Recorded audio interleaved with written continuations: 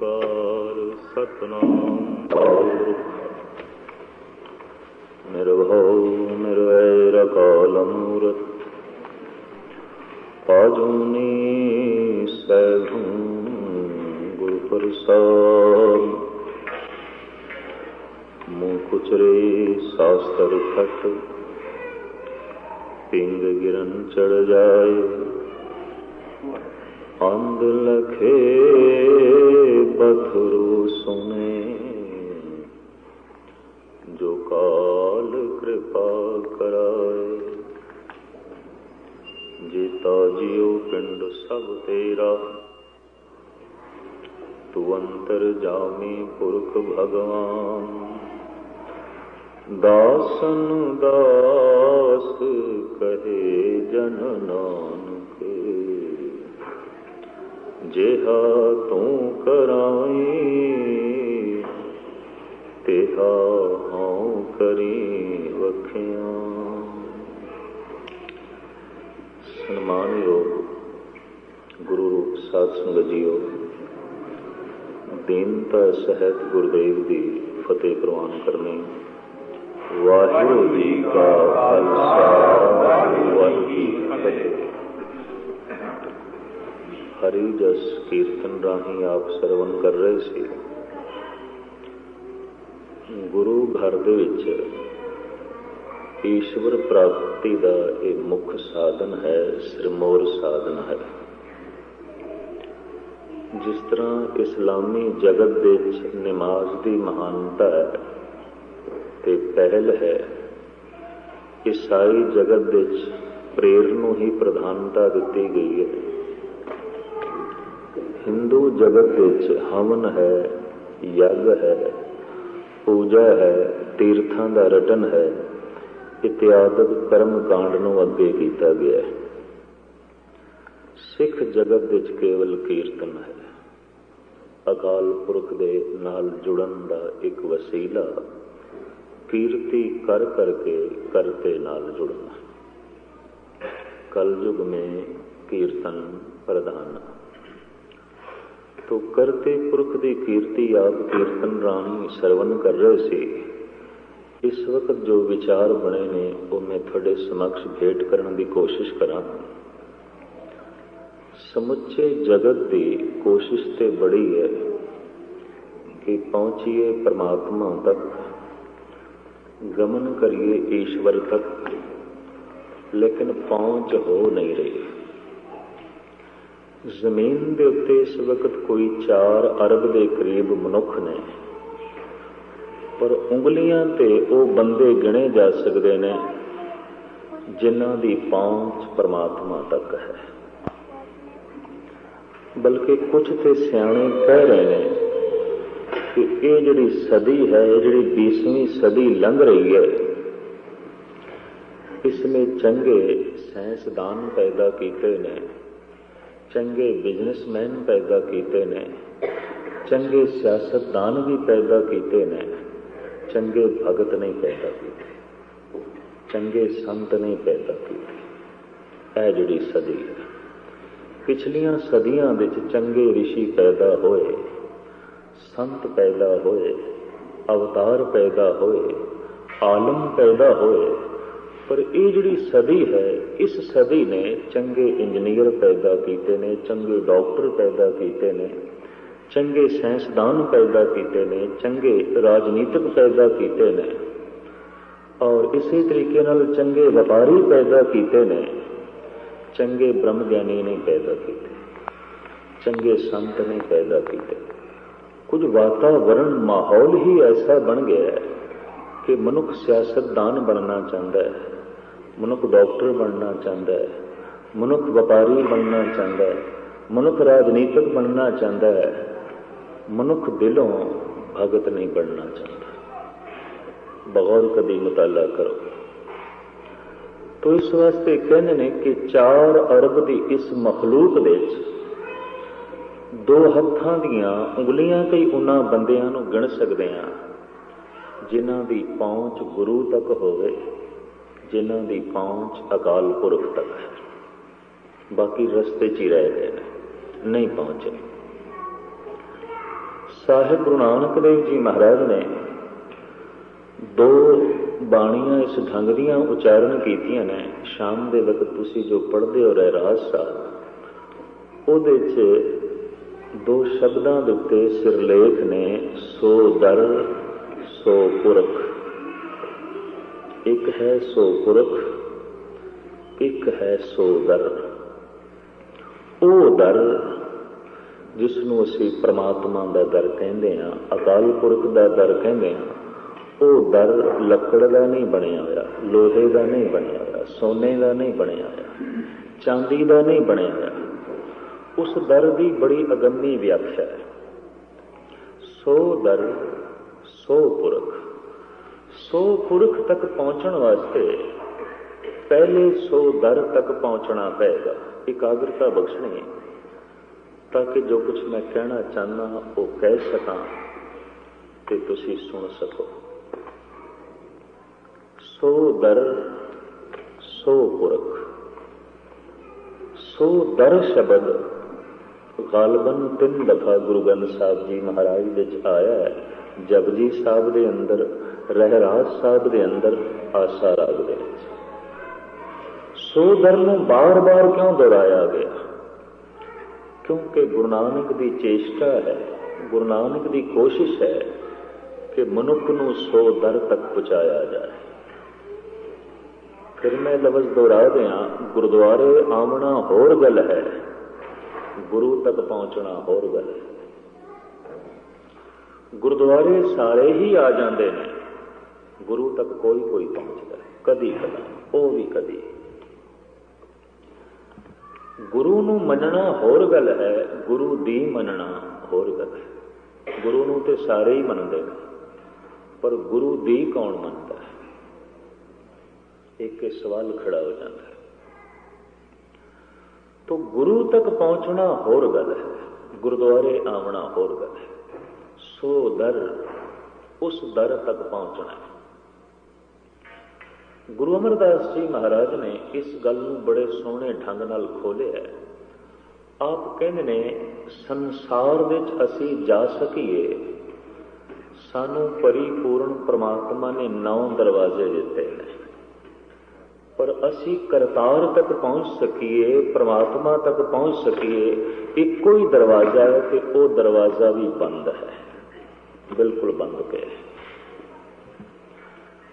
ਰਾਮਕਲੀ ਰਾਗ ਦੇ ਇੱਕ ਸ਼ਬਦ ਵਿੱਚ ਗੁਰੂ ਨਾਨਕ ਦੇਵ ਜੀ ਮਹਾਰਾਜ ਨੇ ਵੀ ਇਸੇ ਸਵਾਲ ਨੂੰ ਫਿਰ ਖੜਾ ਕੀਤਾ ਹੈ। ਆਪ ਕਹਿੰਦੇ ਨੇ, ਜਿਤ ਦਰ ਵਸੇ ਕਵਨ ਦਰ ਕਹੀਏ, ਦਰਾਂ ਭੀਤਰ ਦਰ ਕਵਨ ਲਹੇ।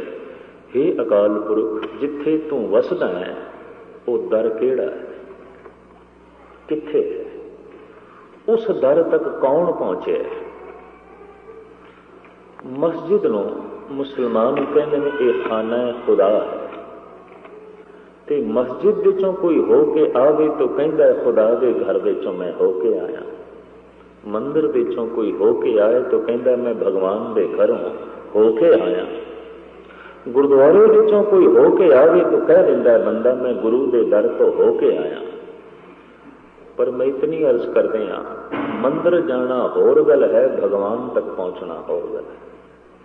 ਮਸਜਿਦ ਵਿੱਚ ਚਲੇ ਜਾਣਾ ਬੜਾ ਆਸਾਨ ਹੈ, ਖੁਦਾ ਤੱਕ ਪਹੁੰਚਣਾ ਬੜੀ ਔਖੀ ਗੱਲ ਹੈ। ਗੁਰਦੁਆਰੇ ਆ ਗਏ ਹਾਂ, ਕੀ ਔਖਿਆਈ ਹੈ? ਕੋਈ ਔਖਿਆਈ ਨਹੀਂ, ਪਰ ਗੁਰੂ ਤੱਕ ਪਹੁੰਚਣਾ ਬੜੀ ਔਖੀ ਗੱਲ, ਬਹੁਤ ਔਖੀ ਗੱਲ, ਬੜੀ ਕਠਿਨ ਗੱਲ। ਕਦੀ ਕਦਾਈ ਕੋਈ ਗੁਰੂ ਤੱਕ ਪਹੁੰਚਦਾ ਹੈ। ਤੋ ਸਾਹਿਬ ਇੱਥੇ ਸਵਾਲ ਖੜਾ ਕਰ ਰਹੇ ਨੇ, ਜਿਤ ਦਰ ਵਸੇ ਕਵਨ ਦਰ ਕਹੀਏ। हे परिपूर्ण परमात्मा, तू जिथे रहना है वो दर किथे है, वो दर केड़ा है? गुरु नानक दा ये सवालिया नुकता, प्रश्न, इनू प्रश्नमई बचन कहते हैं। जिन्हां बचनां विच, जिन्हां शब्दां विच कोई सवाल होवे, कोई प्रश्न होवे। जित दर वसे कवन दर कहिए, दरां भीतर दर कवन लहे। जिस दर कारण फिरा उदासी, सो दर कोई आए कहे। जिस दर नूं लभदा लभदा मैं उदासी बन गया। उदासी तो मुराद उपराम हो गया, संसार तो उपराम हो गया। और मैं इतनी अर्ज कर दिया है, यही संसार सब कुछ है, तो संसार तो उच्चा उठण की सुरत नहीं पैदा होती। यही जीवन सब कुछ है, तो परम जीवन प्राप्ति की मनुख के अंदर इच्छा नहीं पैदा होती। संसार के रस ही सब कुछ ने, तो नाम रस की चर्चा बेमैनी फिजूल है, क्योंकि जगत के रस ही सब कुछ ने। महाराज कहते जिस घर नूं जिस दर नूं लभदा लभदा मैं उदासी हो गया, मैं उपराम हो गया, मैनू कोई आके दसे। जिस दर कारण फिरां उदासी, सो दर कोई आए कहे, ओ घर मैनू कोई दसे। जिसनू लभदा लभदा मैं उपराम हो गया, थक गया, तलाश कर रहे हैं, खोज कर रहे हैं। तो इस चक्कर विच ना पैना कि परमात्मा का जिहड़ा घर है कोई इट्टां ते पत्थरां दा बनिया है, लकड़ का बनिया है, सोने का बनिया है, चांदी का बनिया है, ऐसी गल नहीं। क्योंकि परमात्मा कोई व्यक्ति तो है नहीं, वो तो एक शक्ति है। व्यक्ति एक देसी हो सकता है, सर्वदेसी नहीं। जैसे मैं इत्थे मौजूद हाँ, दूजे शहर विच नहीं, दूजी थां ते नहीं। मनुख व्यक्ति एक समय विच एक थां ते हो सकता है, सारियां थावां ते नहीं हो सकता। तुसी इत्थे बैठे हो, घर विच नहीं हो, जे घर विच होवोगे तो इत्थे नहीं हो। व्यक्ति एक समय विच एक थां ते हो सकता है, सारियां थावां ते नहीं हो सकता। इस वास्ते सतगुरु की बाणी कहती है परमात्मा ते व्यक्ति है ही नहीं, वो तो एक शक्ति है और व्यापक है, सर्वदेशी है, व्यापक है।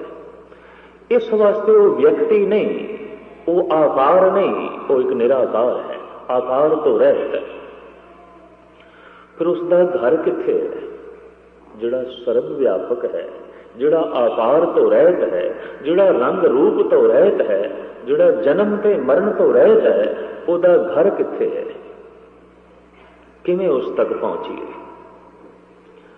तो गुरु अमरदास जी महाराज ने कुछ गल नूं खोलिया। आप कहते ने कि 9 द्वारे प्रगट किए, 10वां गुप्त रखाया। मैं गल छेड़ बैठा, पर जिहड़े कुछ अभ्यास करते होणगे शायद उन्हां दे कुछ पल्ले पै। अभ्यास तो मुराद गुरु घर विच अभ्यास खड़ा है जप ते जाप ते। 10वें ग्रंथ की पहली बाणी है जाप। गुरु ग्रंथ साहब जी महाराज की पहली बाणी है जप। जप बाणी का नाम है, ते जप शुरू होता है आद सच जुगाद सच। ऊपर जिहड़ा एक ओंकार तो लेके गुरप्रसाद तक है ना, ये मूल मंत्र है, ये मंगला चरण है। इसका जपजी साहब नाल कोई तल्लुक नहीं, ये भी मैं अर्ज करते हैं कि जिथे किधरे नवा कोई राग शुरू होता है, नवी बाणी शुरू होती, एक ओंकार तो लेके गुरप्रसाद तक ये मूल मंत्र मौजूद है।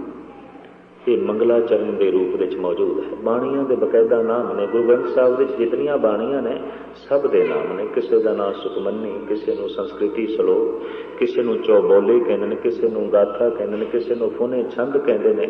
कोई श्लोक वारां तो वधीक दी बाणी है, कोई वारां ने वख-वख। इसे तरीके नाल गुरु ग्रंथ साहब जी महाराज की जिहड़ी पहली बाणी है वो है जप। तो गुरु नानक देव जी महाराज का सिद्धांतिक जिहड़ा नुकता है वो है जप, वो है जाप। जप का मतलब है किसी एक अखर नूं बार बार दोहराना, चलाई जाना, चलाई जाना।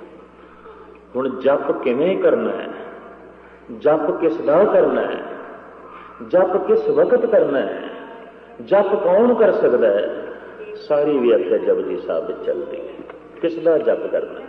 आद सच जुगाद सच है भी सच, नानक होसी भी सच। एदा जप करना, ये श्लोक है। जप किवें करिए, जप कौन कर सकता है? बड़ी लंबी चौड़ी व्याख्या है जपजी साहब के अंदर, और मनुख नूं पहुंचाण की कोशिश की है गुरु नानक ने सच खंड तक। परमात्मा की है सच। लफ्ज मैं फिर दोहरा दियां, जिथे तुसी बैठे हो इसनूं कहंदे ने सत संग। उन्हां बंदियां दा इकट्ठ जो सच की संगत करन आए ने, सत की संगत करन आए ने। सत कौन है? परमात्मा। सत कौन है? अकाल पुरख। सत कौन है? ईश्वर। उहदी संगत करन आया। दिन भर काम धंधियां की संगत की, धियां पुत्रां की संगत की, धन संपदा की संगत की, यारां दोस्तां की संगत की, हो सकदा विकारां की संगत की, पर एक घंटा अद्धा घंटा सत की संगत कर ले। खुशकिस्मत है वह मनुख जिहदा सत दे नाल संग हो जाए, ते जिहदा सत दे नाल संग हो जाता है, असी पता उसनूं की कहने, सत संगी। ये ते सत संगी, इहदा सत नाल संग हो गया। पहचान की होगी सतसंगी दी, उहदा वेखना सच होगा, उहदा बोलना सच होगा, उहदा सुनना सच होगा, उहदा सोचना सच होगा, रोम रोम विचों सच निकलेगा। सतसंगी, सच नाल संगत होगी, सत नाल संग बन गए। सच एक परम शक्ति है, सच एक परम नूर है, सच एक परम आनंद है, सच एक परम मस्ती है, सच एक परम खेड़ा है। मनुख दे कोल यह खेड़ा दिखाई नहीं देता, मनुख दे कोल यह मस्ती दिखाई नहीं देती, मनुख दे कोल यह आनंद ते प्रकाश दिखाई नहीं देता। इस वास्ते गुरुद्वारे विच बैठा होया भी मनुख कई दफा गुस्ताखी माफ, झूठ संगी ते हुंदा है, सतसंगी नहीं।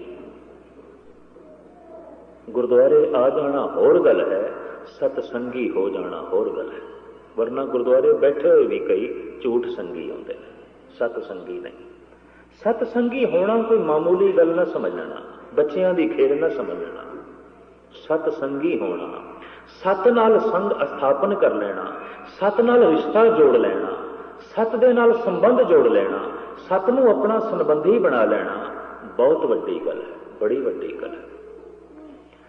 सत नाल संबंध जुड़ सके, सत नाल रिश्ता जुड़ सके, उस वास्ते जो तौर तरीका गुरमत ने दसिया, जप जाप।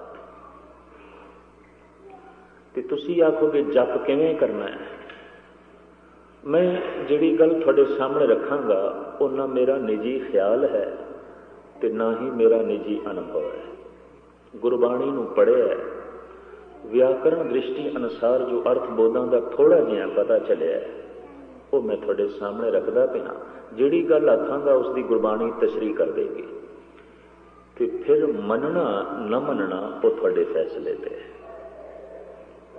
सुनाना मेरा फर्ज और सुना के मनना मेरा फर्ज, सुन के मनना तुहाडा फर्ज। जिन्नी सुन के मनिया और तिन बलहारे जा। साहब कहते असीं सदके जाते हैं उन्हां तो, कुर्बान जाते हैं जिन्हां ने सुन के मन ले। पहले सुनना है, इतनी मैं अर्ज करना, मनना बाद च, पहले सुनना है। चार पौड़ियां सुनिए दियां पहले ने, जिन्हों सुनिया ही नहीं उन्होंने मनना की, पहले तो सुनना है तां पता चलेगा। तो जिन्नी सुन के मनिया हों तिन बलहारे जा, जिन्हें सुन के मन लिया। तो जब मन लिया तो उन्हें की करना है? संबंध जोड़ना है। तो संबंध जोड़े किस तरह जोड़ेगा? जप नाल, जाप नाल। जाप का की तरीका है? साडे देश विच जिहड़े अभ्यासी मनुख ने वो इस ढंग के दावे करते हैं भी एक जल्दी हुई दीवे की लो सामने रखो, उहदे च ध्यान जोड़ो, जाप करो। कोई कहता ध्यान इत्थे जोड़ो। सनातन मत ते साडे देश के कुछ गुरमतीए अखवाण वाले भी ऐसा कहते हैं कि गुरु नानक की तस्वीर सामने रखो, उहदे च ध्यान जोड़ो। ये ते आकार हो गए, तस्वीर ते आकार है, वजूद है।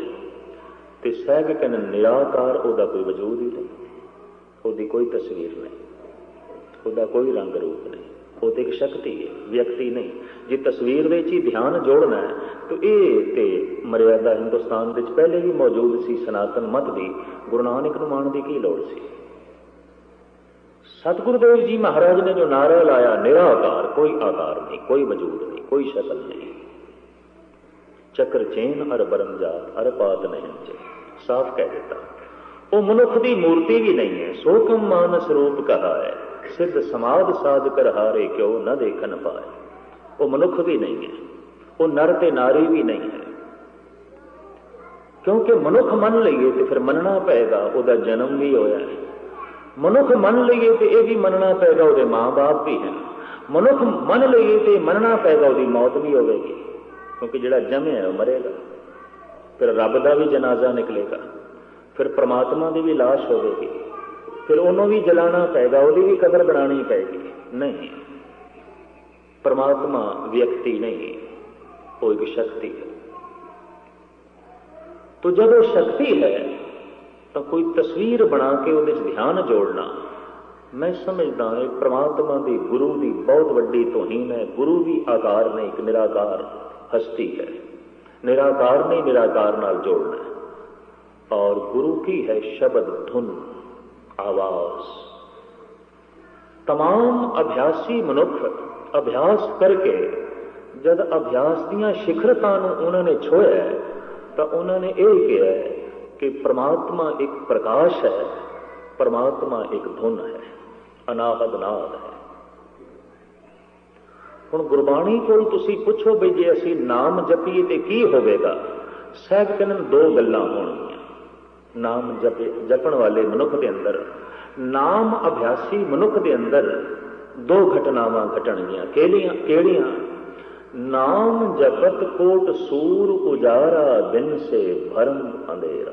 एक तो उसके अंदर प्रकाश होगा, चानना। दूसरा, चेत अचेत मूड मन मेरे बाजे अनहद बाजा। ਉਹਦੇ अंदर एक अनहद बाजा वजे, अनहद बाणी नाद वजाया। सुन समाद अनहद तै नाद, कहन न जाए अचरज दसमा। साहिब कहन अनहद नाद वज पैंदा है, एक ऐसा नाद जिसनों प्रगट करने वास्ते कोई रंग रूप ते नहीं, अंदर वज पैंदा। इस वास्ते भारत के प्राचीन कुछ ऋषि मुनिया ने कह दिता परमात्मा शब्द है, धुन है, परमात्मा नूर है, प्रकाश है, चानना है। और आप सुन के हैरान होवोगे, एक विचार नाल जगत के तमाम रहबरी पुरुष सहमत ने, एकाग्रता बख्शनी। वो की संसार की उत्पत्ति किवें होई है? मुहम्मद साहब का कहना है कि खुदा तो एक कुन नाम की धुन होई ते जगत बन गया। एकाग्रता बख्शनी, कुन एक धुन होई, जगत बन गया। लोगोस नाम की एक धुन होई, संसार बन गया। ऐसा बाइबल का संदेश है। ओंकार की धुन होई ते संसार बन गया, ऐसा स्वामी महावीर कहते हैं। जिहड़ा ओंकार शब्द है बड़ा पुराना है, इनू जैनियां ने अपनाया है, इनू सनातनियां ने भी अपनाया है। और इतिहास की पड़चोल करिए तो ओंकार शब्द बहुत पुराना नहीं तो घट तो घट 4000 साल से पुराना है। ये सबूत मौजूद है। हिंदुस्तान दे नर्मदा के कंढे देते एक तीर्थ मौजूद है बहुत वड्डा, उस तीर्थ का नाम है ओंकार जी। जिहड़ा मंदिर बनया है वो पहाड़ को तराश के बनाया गया है, पत्थर पहाड़ से। तो उस मंदिर का नाम है ओंकार। रेलवे स्टेशन का नाम भी ओंकार जी है। और हर पूर्णमाशी को हिंदू जगत उत्थे पहुंचता है तीर्थ यात्रा वास्ते। शिवरात्रि वाले दिन गालबन कोई 15-20 लाख मनुख पहुंच जाते। साहिब श्री गुरु नानक देव जी महाराज का अस्थान भी इस तीर्थ के उत्ते है। और इस तीर्थ के उत्ते गुरु नानक ने एक बाणी उच्चारण की थी, केड़ी? दक्कनी ओंकार। जी गुरु ग्रंथ साहिब जी दर्ज दक्कनी ओंकार। ये तीर्थ दक्षिण देश है हिंदुस्तान के। ते दूसरा रामकली दक्कनी, जिन्होंने कभी थोड़ी जी संगीत की पड़चोल की है ना, तो हिंदुस्तान के दो तरह का संगीत बड़ा प्रचलित है, पूर्वी संगीत ते दक्षिणी। बड़ी गल है ना, पूर्व का संगीत ते दक्षिण का संगीत। लिखिया होंगे साहब, गौड़ी पूर्वी महला पंजवां। गौड़ी गाओ पर पूरब की गौड़ी, दक्षिण की गौड़ी नहीं। दक्षिण की गौड़ी होर गाई जाती। रामकली दक्षिणी महला पहला, भई ये रामकली दक्षिण की रामकली, पूर्व की रामकली नहीं, दक्षिण की रामकली। गौड़ी गावनी है दक्षिण की नहीं, पूर्व की गौड़ी। बड़ा ख्याल रखे मेरे पातशाह ने। ਵੀ ਇਹ ਸੰਗੀਤ ਇੱਥੇ ਪੂਰਬੀ ਸੰਗੀਤ ਚਾਹੀਦਾ ਹੈ, ਇੱਥੇ ਦਕਸ਼ਣੀ ਸੰਗੀਤ ਚਾਹੀਦਾ ਹੈ। ਇਹ ਗੱਲ ਵੱਖਰੀ ਹੈ ਕਿ ਸਿੱਖ ਜਗਤ ਦੇ ਵਿੱਚ ਇਹ ਗੱਲਾਂ ਖੋ ਗਈਆਂ, ਔਰ ਜੇ ਨਾ ਧਿਆਨ ਦਿੱਤਾ ਤਾਂ ਬਹੁਤ ਕੁਝ ਹੋਰ ਵੀ ਖੋ ਜਾਏਗਾ। ਅਸੀਂ ਬਹੁਤ ਕੁਝ ਗਵਾਇਆ ਹੈ, ਪ੍ਰਾਪਤ ਕੱਖ ਨਹੀਂ ਕੀਤਾ। ਇਤਨੀ ਮੈਂ ਅਰਜ਼ ਕਰਦੇ ਬਹੁਤ ਕੁਝ ਗਵਾਇਆ ਹੈ, ਬਹੁਤ ਕੁਝ ਗਵਾਇਆ। ਤੋ ਉਸ ਤੀਰਥ ਦੇ ਉੱਤੇ ਗੁਰੂ ਨਾਨਕ ਦੇਵ ਜੀ ਮਹਾਰਾਜ ਨੇ ਇੱਕ ਬਾਣੀ ਉਚਾਰਨ ਕੀਤੀ। ਉਸ ਬਾਣੀ ਦਾ ਨਾਂ ਹੈ ਓੰਕਾਰ, ਔਰ ਉਹ ਦੱਖਣੀ ਰਾਮਕਲੀ ਵਿੱਚ ਉਚਾਰਨ ਕੀਤੀ ਹੈ ਗੁਰੂ ਨਾਨਕ ਨੇ। ਉੱਥੋਂ ਦੇ ਪਾਂਧਿਆਂ ਨੂੰ, ਜਿਹੜੇ ਕਿਸੇ ਹੱਦ ਤੱਕ ਵਿਦਿਆ ਦੇ ਉਹ ਬੜੇ ਨਿਪੁੰਨ ਪੰਡਤ ਸਨ, ਕਿਉਂਕਿ ਓੰਕਾਰ ਜੀ ਜਿਹੜਾ ਤੀਰਥ ਹੈ ਇਹ ਵਿਦਿਆ ਦਾ ਕੇਂਦਰ ਸੀ। ਇੱਥੇ ਆ ਕੇ ਬ੍ਰਾਹਮਣ ਪੜ੍ਹਦੇ ਸਨ, ਬੜੇ ਬੜੇ ਵਿਦਿਆਲੇ ਸਨ, ਹੁਣ ਵੀ ਹੈਗੇ ਨੇ। ਗੁਰੂ ਨਾਨਕ ਨੇ ਇੱਥੇ ਜਿਹੜੀ ਬਾਣੀ ਉਚਾਰਨ ਕੀਤੀ, ਉਸ ਦੀਆਂ ਮੂਲ ਪੰਕਤੀਆਂ ਨੇ, ਸੁਣ ਭਾਂਡੇ ਕਿਆ ਲਿਖੋ ਜੰਜਾਲਾ, ਲਿਖ ਰਾਮ ਨਾਮ ਗੁਰਮੁਖ ਗੋਪਾਲਾ। ਕੀ ਜੰਜਾਲ ਵਿੱਚ ਪਿਆ ਵਿਦਿਆ ਦੇ, ਹਿਰਦੇ ਦੀ ਤਖਤੀ ਦਿੱਤੇ ਰਾਮ ਦਾ ਨਾਮ ਲਿਖ। ਓੰਕਾਰ ਬ੍ਰਹਮਾ ਉਤਪਤ, ਓੰਕਾਰ ਕੀਆ ਜਨ ਚਿਤ, ਓੰਕਾਰ ਸੈਲ ਜੁਗ ਭੈ, ਓੰਕਾਰ ਵੇਦ ਨਿਰਮੈ। ਜਿਸ ਓੰਕਾਰ ਤੋਂ ਸਾਰਾ ਜਗਤ ਪੈਦਾ ਹੋਇਆ, ਉਸ ਓੰਕਾਰ ਨਾਲ ਜੁੜਨ ਦੀ ਕੋਸ਼ਿਸ਼ ਕਰ। ਇਹ ਇੱਟਾਂ ਤੇ ਪੱਥਰਾਂ ਦਾ ਜਿਹੜਾ ਮੰਦਿਰ ਖੜਾ ਹੈ, ਤੂੰ ਇਹਨੂੰ ਓੰਕਾਰ ਆਖੀ ਜਾਂਦਾ ਨਹੀਂ, ਇਹ ਨਹੀਂ। ਸੁਣ ਭਾਂਡੇ ਕਿਆ ਲਿਖੋ ਜੰਜਾਲਾ, ਲਿਖ ਰਾਮ ਨਾਮ ਗੁਰਮੁਖ ਗੋਪਾਲਾ। ਤੋ ਮੈਂ ਅਰਜ਼ ਕਰ ਰਿਹਾ ਸੀ, ਜੈਨੀ ਵੀ ਓੰਕਾਰ ਸ਼ਬਦ ਦਾ ਜਾਪ ਕਰਦੇ ਨੇ। ਉਹ ਕਹਿੰਦੇ ਨੇ ਪਰਮਾਤਮਾ ਤੋਂ ਓੰਕਾਰ ਦੀ ਧੁਨ ਹੋਈ ਸੰਸਾਰ ਬਣ ਗਿਆ। ਸਨਾਤਨੀ ਰਿਸ਼ੀ ਕਹਿੰਦੇ ਨੇ ਓਮ ਦੀ ਧੁਨ ਹੋਈ, ਓਮ ਤੇ ਜਗਤ ਬਣ ਗਿਆ।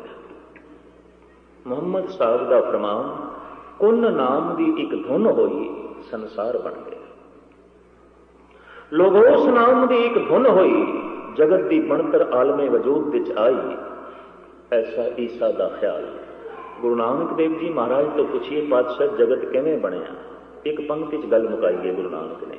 ਕੀਤਾ ਪਸਾਓ ਏਕੋ ਕਵਾਓ, ਤਿਸਤੇ ਹੋਏ ਲੱਖ ਦਰਿਆ ਏਕੋ ਕਵਾਓ। ਇੱਕ ਧੁਨ ਤੋਂ ਲੱਖਾਂ ਜ਼ਿੰਦਗੀਆਂ ਦੇ ਦਰਿਆ ਚੱਲ ਪਏ।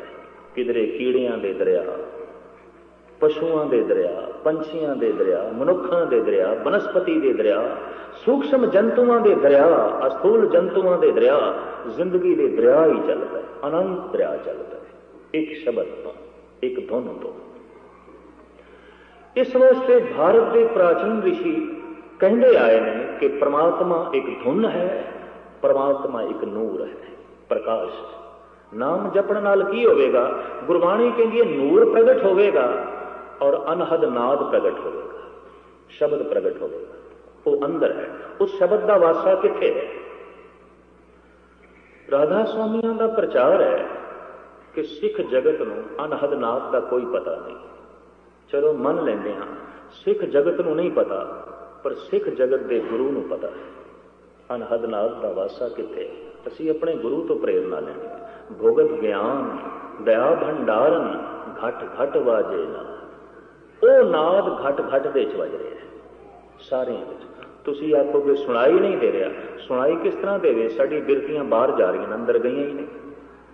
ਅੰਦਰ ਵੱਜ ਰਿਹਾ ਹੈ। ਚੇਤ ਅਚੇਤ ਮੂੜ ਮਨ ਮੇਰੇ, ਬਾਜੇ ਅਨਹਦ ਬਾਜਾ। ਉਹ ਅਨਹਦ ਬਾਜਾ ਅੰਦਰ ਵੱਜ ਰਿਹਾ। ਸੁਨ ਸਮਾਦ ਅਨਹਦ ਤੈਨਾਦ, ਕਹਿਣ ਨਾ ਜਾਈ ਅਚਰਜ ਵਿਸਮਾ। ਅੰਦਰ ਵੱਜ ਰਿਹਾ ਹੈ ਆਵਾਜ਼, ਉਸ ਨੂੰ ਸੁਣਨਾ। ਔਰ ਜਿਸ ਵਕਤ ਉਹ ਸੁਣਾਈ ਦਿੰਦਾ ਹੈ, ਰਸਨਾ ਨਾਲ ਵਾਹਿਗੁਰੂ ਵਾਹਿਗੁਰੂ ਕਹਿਣਾ ਬੰਦ ਹੋ ਜਾਂਦਾ ਹੈ। ਨਹੀਂ ਕਹਿੰਦੀ ਰਸਨਾ, ਲੋੜ ਹੀ ਨਹੀਂ ਪੈਂਦੀ। ਫਿਰ ਸਾਹਿਬ ਗੁਰੂ ਅਰਜਨ ਦੇਵ ਜੀ ਮਹਾਰਾਜ ਕਹਿੰਦੇ ਨੇ, ਏਕ ਸ਼ਬਦ ਮੇਰੇ ਪ੍ਰਾਣ ਬਸਤ ਹੈ, ਬਹੁੜ ਜਨਮ ਨਾ ਆਵਾਂ। ਸਵਾਸ ਚੱਲਦੇ ਨੇ, ਸ਼ਬਦ ਚੱਲ ਰਿਹਾ, ਵਾਹਿਗੁਰੂ ਵਾਹਿਗੁਰੂ ਆਖਣ ਦੀ ਲੋੜ ਹੀ ਨਹੀਂ। ਗੱਲ ਖਤਮ।